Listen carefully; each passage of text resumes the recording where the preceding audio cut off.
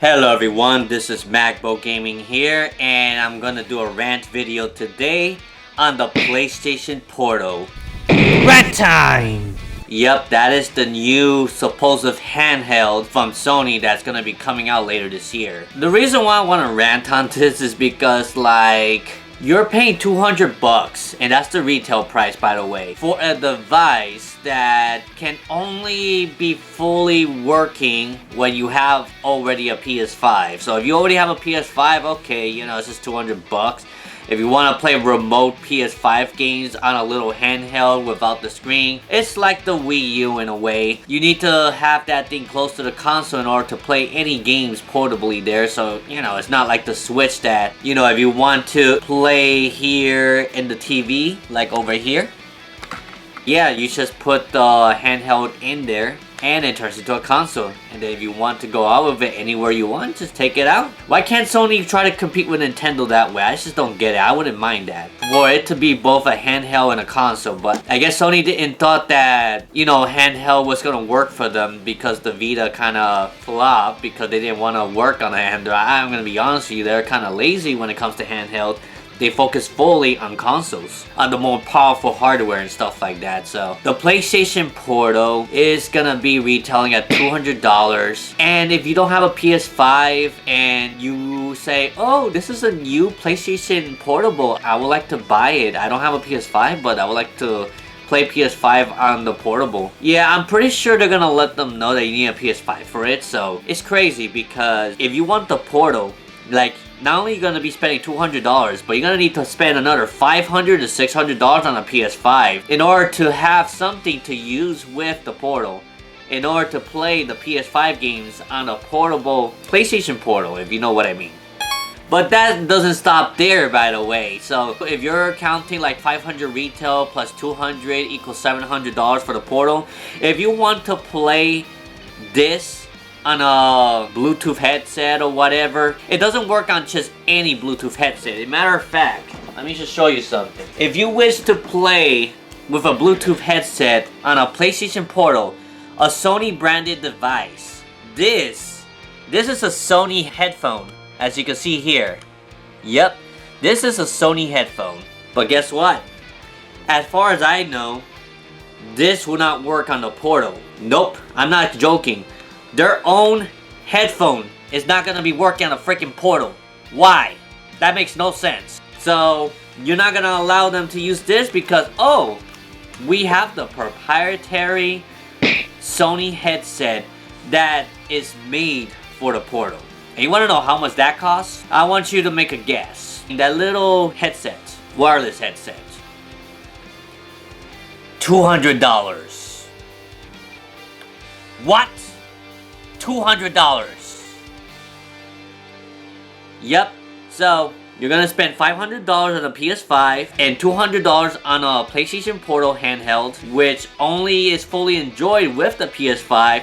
Plus you have to spend another $200 on headsets if you want to use that as well. It doesn't even come with it, like older handhelds that kinda sometimes does, or an iPod Touch or iPhone that comes with a wired headphones and stuff. You want to justify that Apple earbuds are 150 bucks or so retail, or 170, I don't remember, around there. Yeah, so the Sony earbuds or whatever you want to call it, they're even more expensive than the Apple ones, and that's insane, honestly. So $900 to fully enjoy the PlayStation Portal.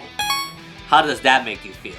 Do you want to buy it now? Do you want to buy a PlayStation Portal? If you already have a PS5, well, you know, it's just $200 plus another $200 if you want the headset. This is not compatible with it, even though it's a Sony branded device. Because back in the past, they made really good handhelds. They started off competing directly with Nintendo DS and 3DS and stuff. With this device right here, you could spend under $100 for this. You can mod everything. You could play everything on the go. Yeah, you have a lot more options when it comes to retro games, PSP games. The library is pretty good as well. And physical media, which something that PlayStation Portal does not have because it's not its own console.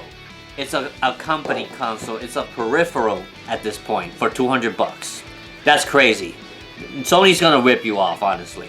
So, you know, I kind of wish that Sony came back to these type of handheld where they have their own games, they have their own power, and yes, they can use PlayStation 5 remote as well, but they're also their own handheld, and that there could be exclusive games for it. It would have been nice, but no, I guess Sony wants to put everything in one place, which is fine. I mean, they could do well with it, but I don't know. I heard YouTubers say that's dead on arrival and stuff, and I think I could agree with that. I have this too, the PS Vita.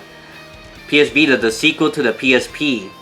And this was literally the last official handheld that Sony ever came out with. And now the sequel to this is apparently the PlayStation Portal? Nah, that is not it. With this thing as well, there's a lot more games you can play. Not only can you play PSP games and retro games, but a vast amount of library on the PS Vita and other consoles as well. I think some PS2 and PS1 games. I don't think a lot of PS2 games are compatible, but correct me if I'm wrong.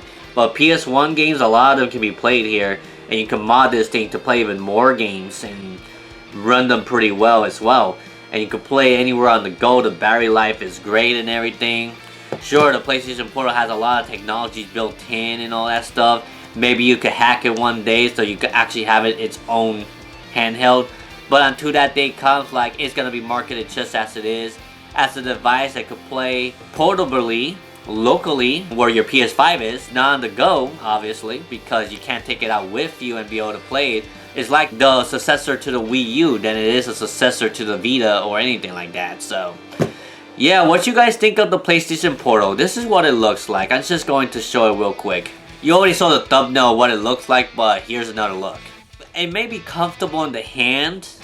Yeah, I think it will be comfortable in the hand, but it looks kind of weird. It looks kind of unique. And weird's not always bad, but it all depends on how you look at it. Yeah, Sony, it would have been great if you came back to these type of handhelds. You have their own games, or you could do like the Switch, that you were able to download PS5 games from the PS5 in this little handheld. You could play that game on the go with the save file to continue right where it's from. Are you gonna have any of that?